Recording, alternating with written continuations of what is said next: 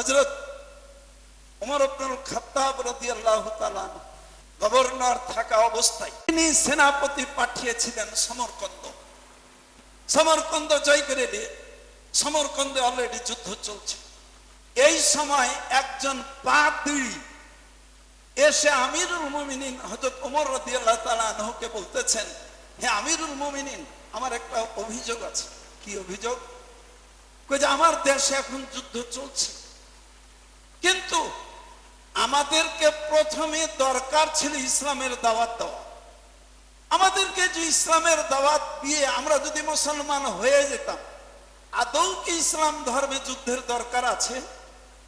সুতরাং যে সেনাপতি পাঠিয়েছেন, বর্তমানে যুদ্ধ চলছে, আমাদেরকে ইসলামের কোনো দাওয়াত দেওয়া হয় নাই, কিন্তু শুধু দেশ জয় করার বিরাট একটা পদক্ষেপ চলছে। সাথে সাথে তিনি সেই দেশের প্রতিনিধিকে ক্লোজ করলেন, করার পরে বললেন যে তুমি কি সমরকন্দে ইসলামের দাওয়াত দিয়েছো?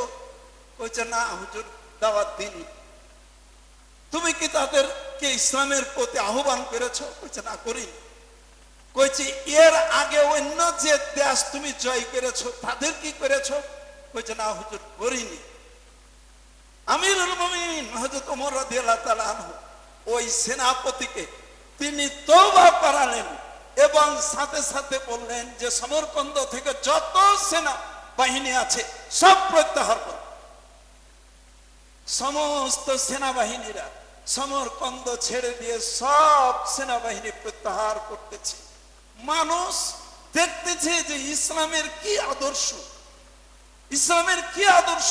প্রত্যেকটা সেনাবাহিনী ভিড়ে চলে আসছে। তাই সমরকন্দের সমস্ত অধিবাসী তারা ইসলামের এই অনুপম আদর্শ দেখে গোটা দেশের মানুষ ইসলাম কবুল করে নিয়েছে। যুদ্ধ লাগেনি।